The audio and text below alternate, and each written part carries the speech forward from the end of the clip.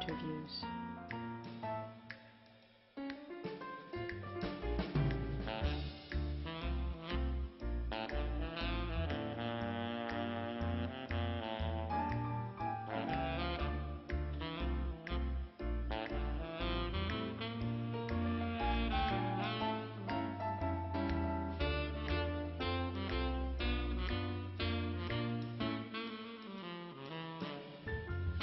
The Citizen Mike Show starts now.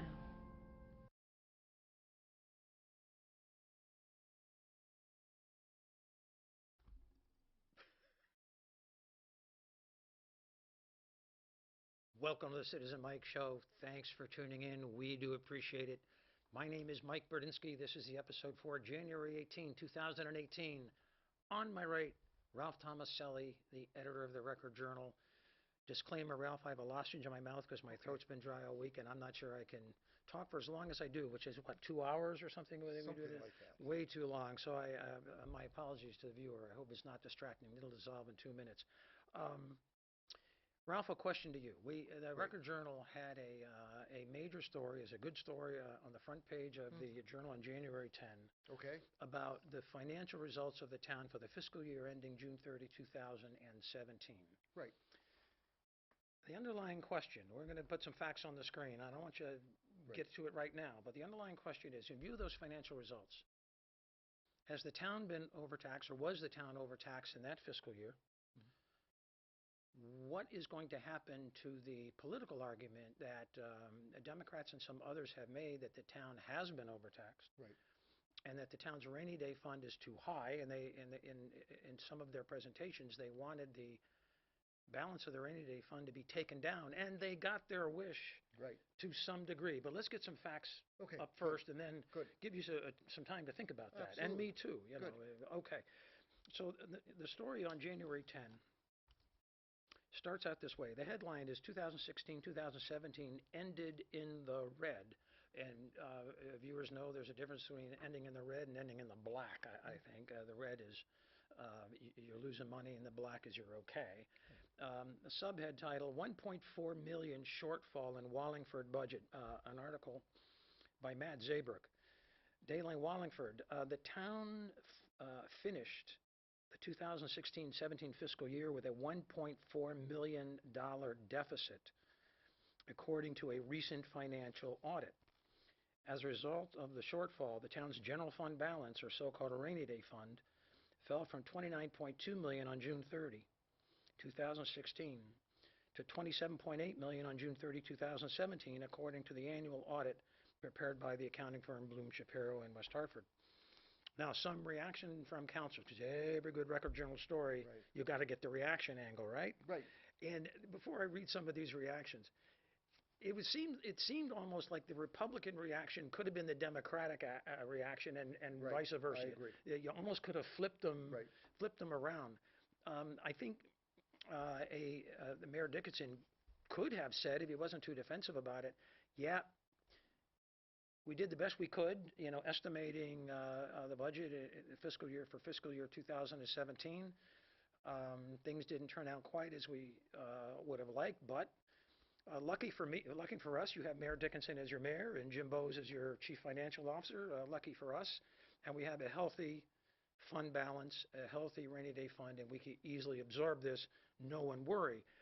In fact, they kind of said the opposite. So let me just get the reaction, then I want to turn it to you. So, Chairman Vincent Cervoni said the decline in reserves concerns him as the town begins preparing for the 2018-2019 budget. Quote, in light of the fact that we're going into this budget year with a less than perfect certainty about what funding we will get from the state, it leaves me concerned, said Cervoni, a Republican. Let me give you one more quote, and then he said it's unfortunate, but still relatively insignificant. Well, if it's insignificant, what are you concerned about? Okay, Cervoni said about the size of the deficit. It's the kind of thing that makes having an unallocated reserve important. Mayor Dickinson expressed concern about the decline. Testa, Democratic Councilor Vincent Testa, said that while the council needs to be conscious of the lower reserves on budgeting, I don't think alarm bells have to go off. Ralph, I'm going to stop there Right. and turn to you. So we had a sort of, Okay. the Republican counselors in Testa saying, hey, don't worry about it.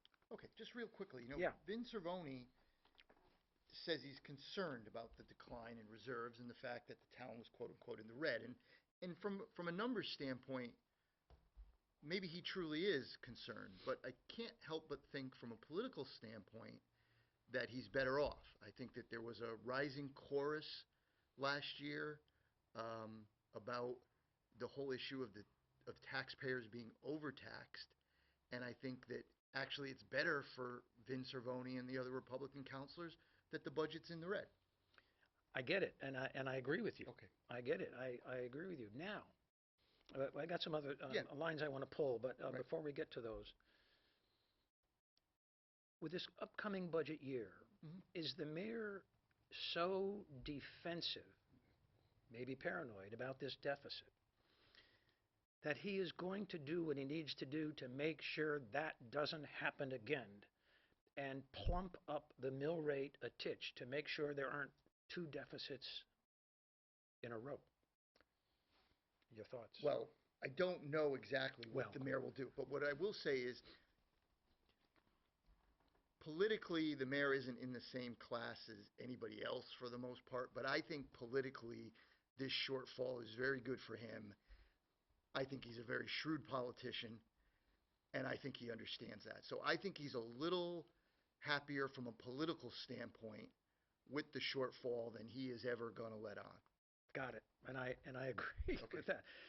Bruce, let's get some slides up so we can show the viewers what we're talking about when we talk about financial results and what Matt Zabrick was talking about. Slide 1. That's a scan of one, there we go. That's a scan of one page of the comprehensive annual financial report that we sometimes call the audit. Mhm. And let's keep that up, Bruce. But in one page, it gives the reader of the audit a quick summary of the profit or loss. We call it deficit or surplus or operating surplus. And it gives the reader a quick snapshot of the change in the fund balance, because obviously, logically, if you have a surplus, an operating surplus, and you're making money, you should be adding to the fund balance. But on the other hand, if you're showing a deficit, meaning expenditures outstrip revenues, that money's got to come from somewhere. And so it's got to come from the fund balance, and the fund balance has got to go down. And that's how these numbers all tie together. So if we look at the green arrow on that slide, we see what the total revenues are according to the audit, which is prepared by the town and checked for reliability and by the auditors. That's what auditors do. But we see the total revenues on the green line, and we can see that on the red line, the total expenditures are more. And there's some transfers in and out. But as we get down to the yellow line, which is really the bottom line, we can see what happened. There was a $1.42 million operating deficit, and don't you know, the general fund balance dropped by exactly that amount. Let's take that to the next slide, Bruce.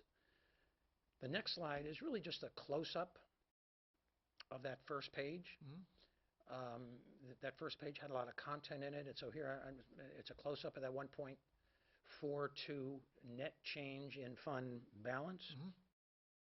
And you can see the old fund balance and the new fund balance with those colored arrows shooting down, and that new fund balance is 27,830, which is less than it was before. So there you go. Bruce, take that down, and I'm going to go back to Ralph with a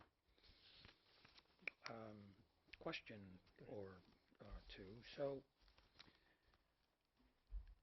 there was some reporting in this article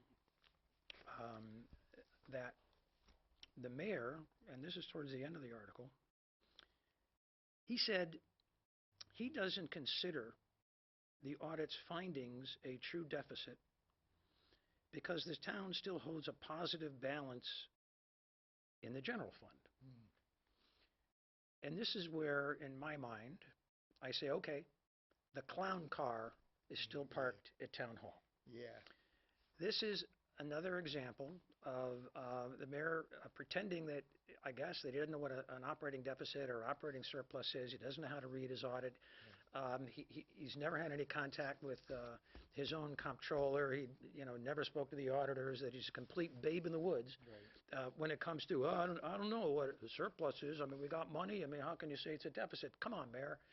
If a town manager of Southington, Right. Cheshire, Good point. Meriden said the same thing, Right. they'd be fired. Right. You don't know what a surplus is? Right. You don't know, you can't recognize it when you see it?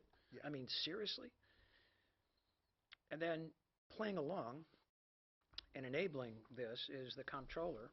The clown car, in my view, has two people in it. Jim Bowes is the other.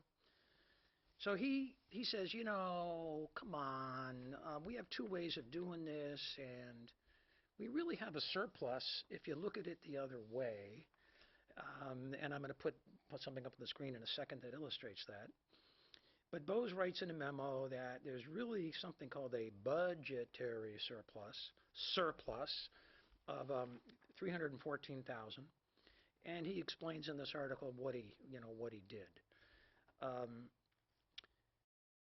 Let's go to that third slide, Bruce, and maybe this will help me explain what's going on. There's another way of reporting schedules, and it's called a budgetary basis, and it has more to do with financial controls, financial management of your town, and it resembles more of an accrual basis of accounting. Those of you who took basic accounting 101, there's an accrual basis and a cash basis. The full distinction between the two is well beyond the scope of this show, but if you incur a bill, you accrue a debt. Maybe you're not going to pay it for 10 years or 3 years or 2 years or the next year.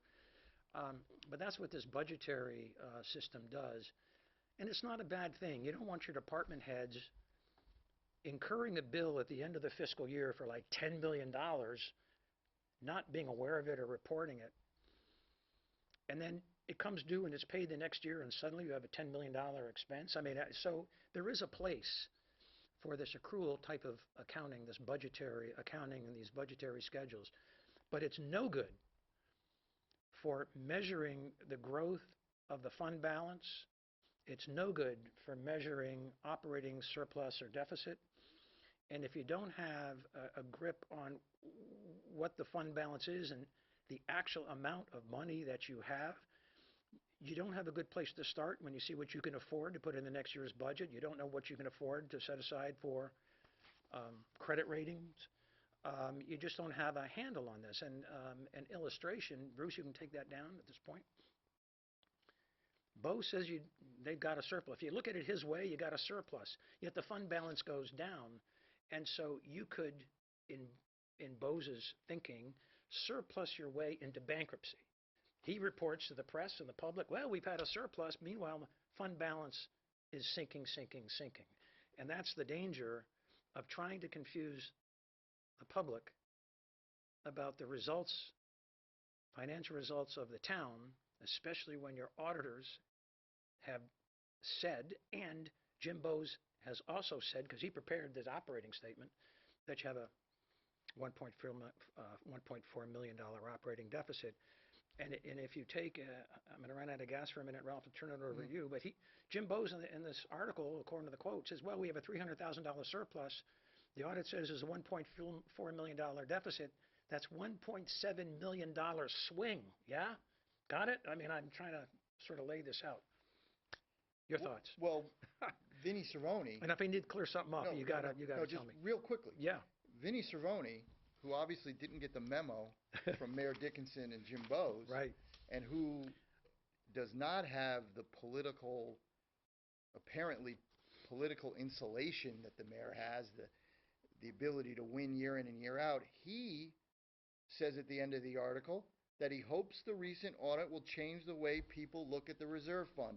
If you think you've been overtaxed, you really need to rethink that based on the last audit. So clearly he thinks, like the rest of us, that this audit shows a shortfall. Yes, I agree with you. Let's talk about the merits of Vinnie Cervoni's comments. Right. What do you agree with him? should people think about holding the line on the fund balance? Just what about the merits of what Vinnie Cervone's I position think is? that if I was a Republican Well, running, if you're just a voter, okay, okay, a vote. nonpartisan. I think they are correct. I, I think he is correct to be sensitive to the way things balance out at the end of the year, and I think he's in a better position having his expenses exceed his revenue probably this year, maybe a little bit next year. I think that's okay. And I think from a taxpayer standpoint, it's also okay too because you still have one of the largest reserve funds in the state. So what about the merits of Democratic Town Councilor Vin Testa? The merits of his comment, what he says, I don't think the bills have to go off. The alarm bells don't have to go off. What's your view of that? Do alarm bells have to go off, or is it not quite as serious as that? No, I absolutely do not think that alarm bells have to go off, and I think he's dead on when he says, and he said it last year too, that we need to be more careful and precise and budget different ways, and I think he's right on with that comment. Last on this topic, and then we'll move on. The audits, Comprehensive Annual Financial Reports, CAFR's audits, same thing, used to appear on the town's website for the last couple of years. They seem to always appear on other towns' websites, and there's a collection of them. You know, in some towns, you can go back 10 years and find these audits and find budgets. That's no longer going to happen in Wallingford. The Comprehensive Annual Financial Report is not on the town's website, and apparently, based on this article, will never again appear on the website. And if you're an interested citizen and you want to figure out what's going on with the town financially or get a lot of background information, and you want to take a look at the audit, you can't find it unless you know a secret website, because it's not on the town's website like it used to be, and other towns have it. They're not going to do it. I think it's a couple clicks of the mouse to get it on the town's website. I don't know what the reason is why the mayor and the comptroller don't want to put the comprehensive annual financial results on the town's website. Maybe they're very defensive. Maybe they're embarrassed. Maybe they don't want people to become well informed. It's inexcusable. I don't get it. I just don't get it. And I'll just, if you're a town manager, maybe this is something we should start pointing out more often. If you're a town manager, you can't do this. You have to have information front and center. And I think the town manager of Meriden, Cheshire, Southington, if they announce to the public, we're not putting the audit on the website anymore, you're on your own to try to find it, there's a secret state of Connecticut link, I mean, there'd be an outrage. Right. Right. All right. So, one final thing, and it's a short video. The question might become, okay, we had a $1.7 million operating deficit in 2017. What's going to happen in 2018? Well, despite some earlier comments by the mayor that he has absolutely no idea, how the town is doing in the middle of the year, Jim Bowes said something a little bit different back in December. Let's view that clip, Bruce, and we'll talk about it, Ralph. Okay. 3, 2, 1, go. So what I'm just going to do is I'm just going to summarize for you where we are now versus where we budgeted. Because to go through every single 4 or 5 of those, variations of the budget confuses the heck out of me. I'm sure it would confuse everybody. So I think it's probably more beneficial for me just to say where we are, where do we stand today, speaking here, as what we might expect from the governor or from the state versus what we budgeted. Of course, if there's any questions, I'll ask. We are, again, we budgeted $21 million, a little bit more than $21 million for state assistance. As of today, in those programs, those general fund programs, it's approximately $21.6 million would come to the town. If we just take a look at it at the surface, which means we would be receiving approximately $600,000 in state assistance more than what we budgeted in revenues. That's usually what we might consider, decent news. He went on to say things get a little more complicated because it depends on this and it depends on that, and there's other funds and this, that, and the other. But that was his lead, and that was that message. we're okay for fiscal year 2018. In fact, we're $600,000 to the good. There was a lot of talk earlier in the year about Wallingford being cut a huge amount of money by the state, but that's not turning out to be true. I mean, the news changed, month to month last year, last summer. So the bottom line here is we're $600,000 to the good for fiscal year ending June 30, 2018. Finally. Mhm. To his credit, Republican Town Councilor Chris Shortell asked that the Town Council discuss the CAFR, the audit, at the January 23 meeting. And so we'll see what kind of questions he has and the other councilors have, but it's good to see Chris Shortell having the intellectual curiosity to bring this forward. Hopefully in time we'll get some clips of that discussion and highlight it, and we'll have a town councilor, I think, here as a guest, and we can deal with it. So let's move on to another topic. There was a political bombshell, really, in Wallingford that dropped in the past couple weeks, and that had to do with the Board of Education. Yeah. And the headline in the Record Journal, it appeared on the same day as that audit story, I think it was January 10, was breaking ranks. First-term Democrat votes with GOP to re-elect school board chairwoman. A story by Matt Zabrick again. A couple sentences that lead us off. Board of Education Democrat Tammy Raggio crossed party lines in helping to re-elect Republican Roxanne McKay as school board chairwoman this week. Raggio nominated McKay, which resulted in a 5-4 vote that otherwise fell along party lines on Monday, the first meeting for newly elected board members. One more sentence or two, and then I'm going to come to you, Ralph. Democrats who hold a 5-4 majority thought they had reached an agreement last month to elect Michael Votto, the board's longest-serving member and a past chairman. Votto was ultimately elected unanimously as vice chair. Oh, big deal. I mean, it's like kissing your sister. Right. You get a vice chairman. And Board of Ed members may not agree with that. That's just my personal view. Votto was ultimately elected unanimously as vice chairman during Monday's meeting, and Democrat Pat Reynolds was elected secretary by a 5-4 vote. Quote, her doing this is a slap in the face to the Democratic Party who supported her and to me who encouraged her to run for the board in the first place, Mike Votto said. It's unprecedented that this would happen, that a member of one party would throw support for leadership to a member of the other party.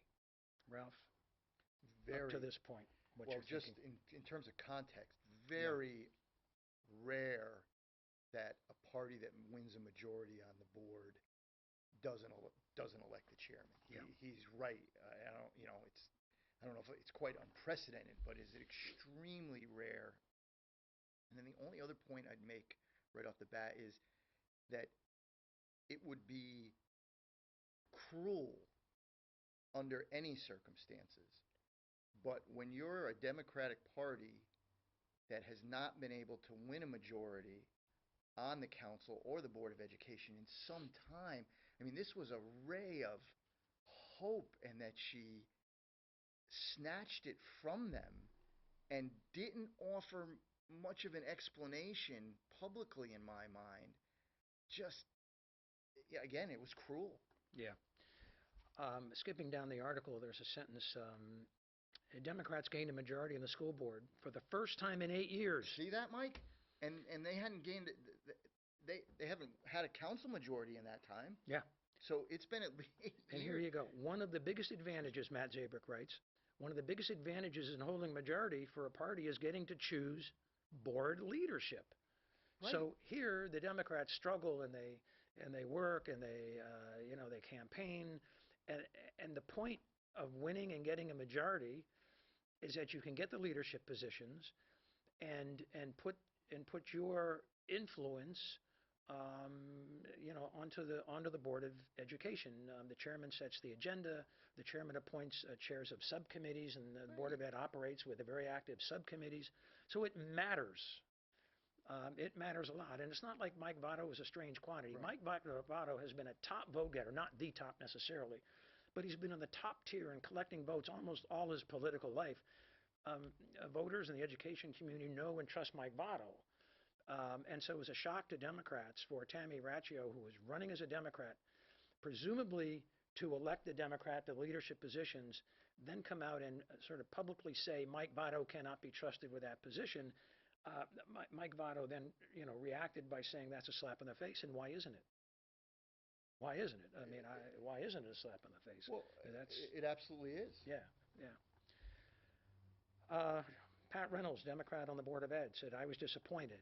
He goes on. Raggio didn't return calls for comment Tuesday, but emailed a statement to the Record Journal late Tuesday saying,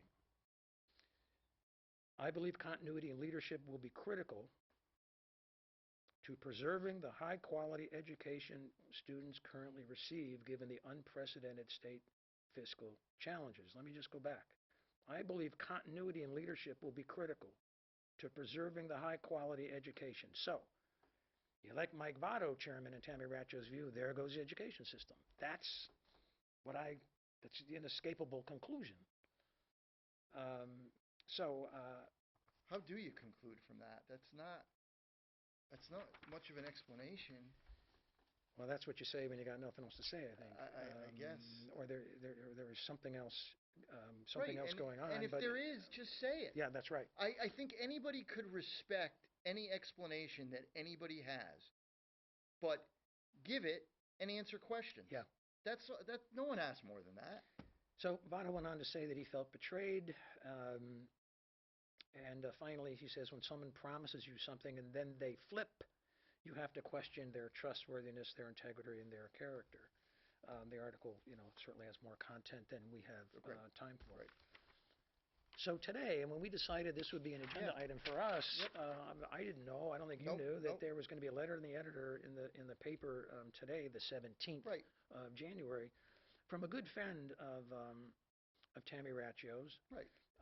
Someone who ran for the Board of Education a couple of years ago and didn't win, and it's Jonathan Chappell, and I think he became illusioned with party-type politics, and my thought always is, I'm always disillusioned with party-type politics, but that's the hand we're dealt. We have a two-party system.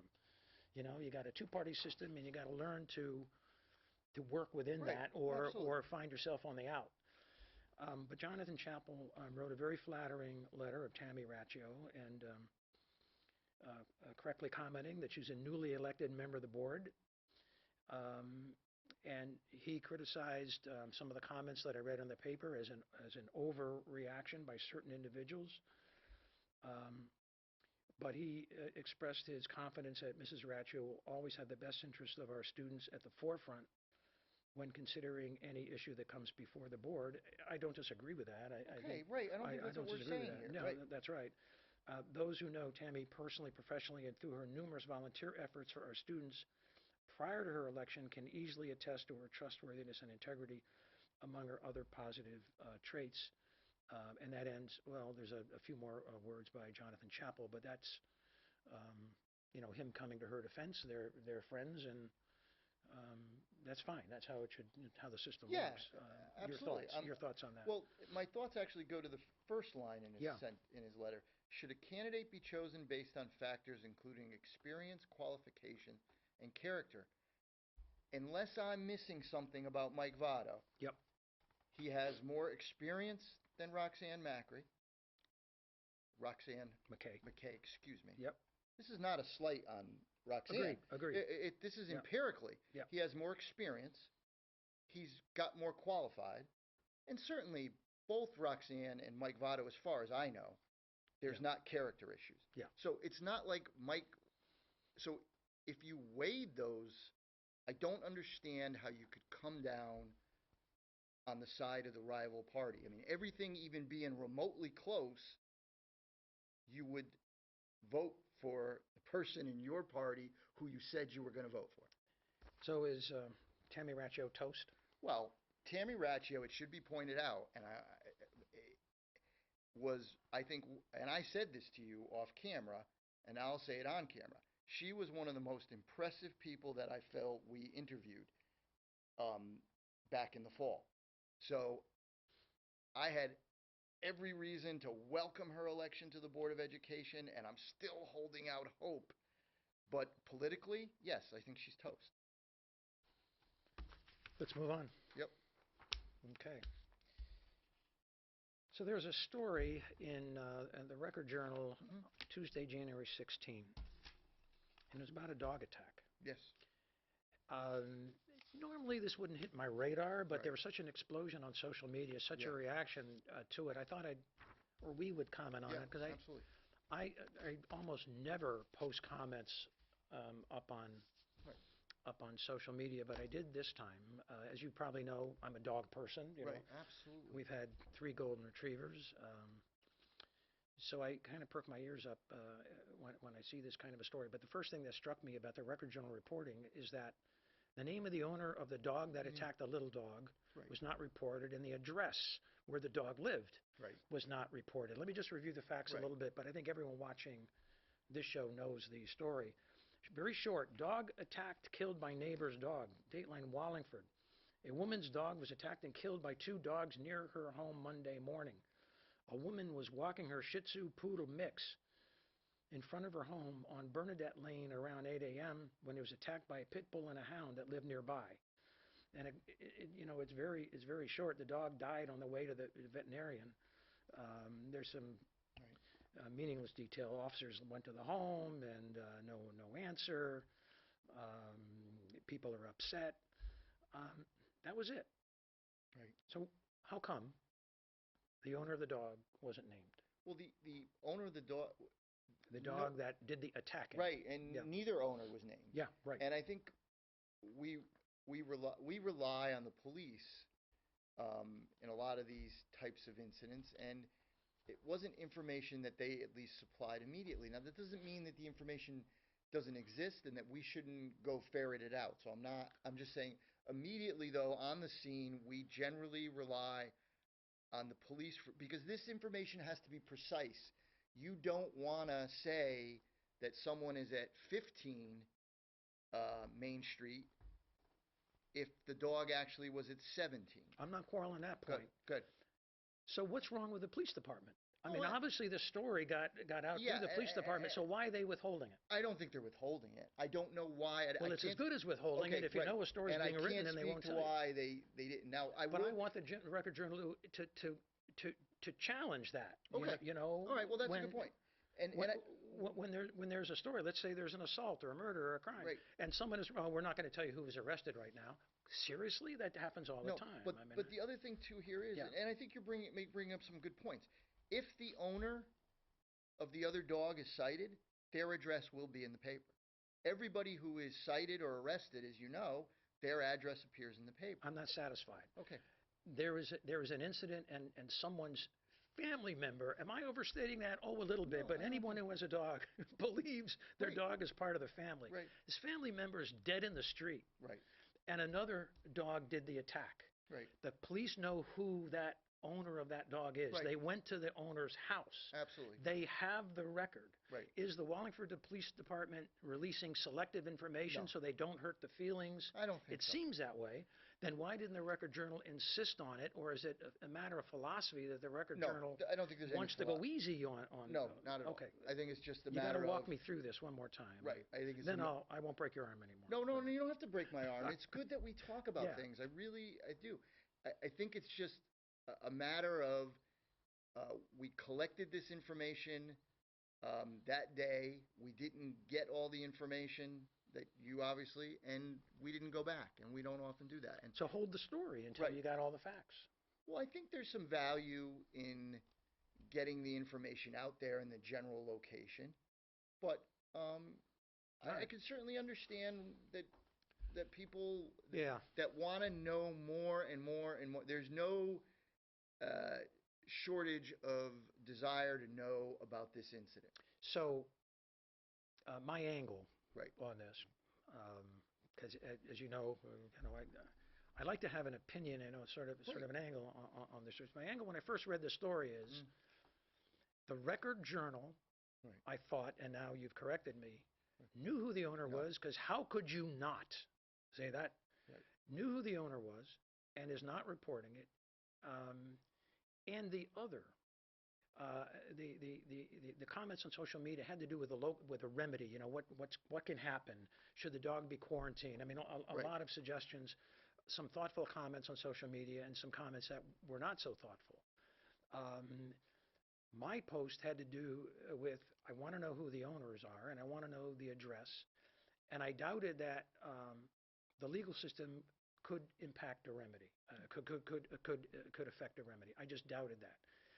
And if there's any sort of justice to be had, it probably won't be had, but through public exposure, through disclosure, maybe it's possible that dog owners, neighbors of dogs, just society in general, has a stronger social norm that protects itself against attacking dogs. And owners of aggressive dogs become more self-conscious and more careful, not through legal means, but through an outcry from neighbors in general and towns in general. Part of that outcry is identifying who, what, where, why, when, and how. Right. The basics of a news story. So if the owner of the dog slips into anonymity, it's just another of 1,000 dog attack stories that doesn't get us anywhere. And I kind of wanted this to get us somewhere. Your thoughts, and then I got a final thought. Well, I know. No, I'm burdening you on this little story. No, I mean, I'm glad yeah. we're talking about it. I just Yeah. want to try to make two quick points. Okay. One, a while back, we had a story Yep. where a gentleman was arrested, where a man was arrested, in an incident, and he was charged with cruelty to animal. He was charged with some other things. It was an incident that involved a neighbor dispute and a DUI charge, but an animal cruelty charge. Yeah. Now, the animal cruelty charge was eventually dropped. There was a mistake. They mistook his actions towards his own dog as something that it wasn't. And this gentleman suffered all kinds of abuse on social media. He said he was threatened. There were people in the courthouse. So I guess my point is that these incidents, we have to proceed carefully in who we're identifying, et cetera, because the public outrage is there. Are you saying that even if you had the name of the owner, you wouldn't have published it? I don't know. We go over it case by case. The other thing I'd say, Mike, is real quickly that unlike that first article we talked about with the budget and whether it's a deficit or not a deficit, people can exchange all kinds of opinions about that and say what they want, and there's no potential really for damage when you have public figures talking about a public matter. When you're talking about not public figures that aren't being officially identified, there's much more potential for damage if you're wrong, and yes, a newspaper has to consider that. Does that make sense? Don't agree with it, Okay. but let me give you a final thought. Good. I'm glad you don't and agree. in this case, because the owner of the dog was known. Right. That's all. And now, naming the owner of the dog is not the same as saying the dog owner was negligent or the dog owner was cruel or anything else. Okay. It's the who, what, why, where, how part of the story. But let me And just- if you didn't have that, the story should be held until you do. Otherwise, it's just one of 1,000 stories with Okay, no. and as a And I'm looking for a social benefit on this show. Right, and, right. Maybe it's not. And as a reporter, I dealt with this. Now, what if you're Yeah. the reporter on the scene, Right. and the woman whose dog was attacked says that the person lived there? We got to verify it. Okay, right. yeah, That's gotta all verify. we're saying. That's Yeah. all my only point, that things Yeah. have to be verified. Yeah. And we weren't able to verify. I'm not saying we shouldn't verify, and we couldn't. We weren't able to verify. That was my only point. So I want to try to Good. spend 3 minutes and no more in my Yeah. next Yeah. thought. So I And read this story, and I'm trying to figure out how I want to react to it. Okay. And one of the ways that I was thinking about, and it's still very much a work in progress, is try to get a guest on the show who is a professional dog trainer, Right. a psychologist, not an animal control officer, but because it's my view from owning 3 dogs and doing the reading and just a general exposure, that there's a way to prevent a dog from becoming aggressive and to have bad habits. Mhm. And a dog will also give early cues as a puppy as to, if that dog is becoming aggressive or is developing a behavioral problem. And those bad habits have to be nipped in the bud, and the owner of the dog has to show good leadership to that dog to make sure that the dog is well socialized, has a routine, feels safe and secure, is well exercised. And if the problem develops, the owner has to train himself or herself to become more skilled, especially if you have a large dog and a powerful dog. The owner has to become more skilled in controlling that dog, because if the dog does something, misbehaves, the consequences are serious if it's a large dog. And sometimes you got to get professional help. Right. So I'm trying to get a dog trainer in, and sort of just go over that. I don't know if anyone's going to want to agree, because they may feel they're getting themselves in the middle of something. But I'm interested in the public education. I think there may be some dog owners out there that don't know this. They get dogs and they're not prepared to be owners. They don't do their reading. Maybe they get dogs for the wrong reason. Maybe they don't have the money to, seek professional help.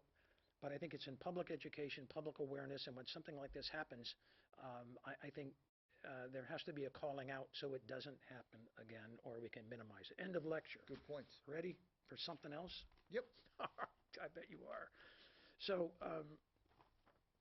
there was a meeting of the town council last year when the town council in the town decided to possibly join a lawsuit or enter into a lawsuit against the seller of opioids or the manufacturer of opioids. The defendants in such a lawsuit, or hypothetical defendants, have not yet been identified. Mhm. But a lawsuit to try to make a mark on the opioid crisis that's affecting, everyone across the country. Mayor Dickinson explained it sort of well. We want to show this clip, and then we'll spend a few minutes talking about what's going on. So, Bruce, that last clip, 3, 2, 1, let's hit it. I'm told that the lawsuits, in general, there's no charge. The only way the firm gets paid is if there is a successful the case reaches a successful conclusion, a judgment is ordered, they receive whatever their percentage would be out of that judgment. But that would be the only payment that we would make.